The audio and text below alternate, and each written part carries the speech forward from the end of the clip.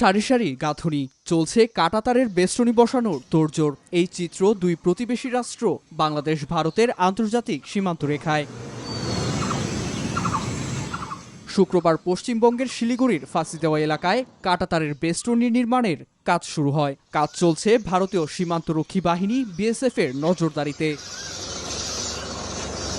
পশ্চিমবঙ্গের রাজ্য সরকারের দাবি, দীর্ঘদিন ধরে সীমান্তের এই অংশে নিরাপত্তা ঘাটতি ছিল। এর জেরেই ভারত বাংলাদেশ সীমান্তে কাঁটাতারের বেষ্টনী, ফ্লাড লাইট ও সীমান্ত চৌকি নির্মাণের উদ্যোগ দিল্লি একে জাতীয় নিরাপত্তা কৌশল হিসেবে আখ্যা দিয়েছে।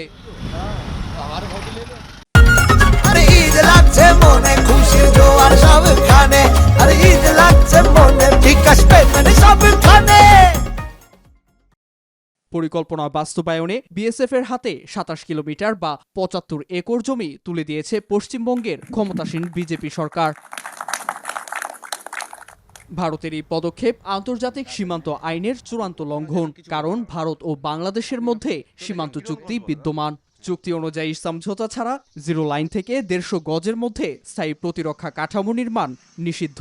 চুক্তি লঙ্ঘন করে ভারতের এই কর্মকাণ্ড কূটনৈতিক সমালোচনার জন্ম দিয়েছে।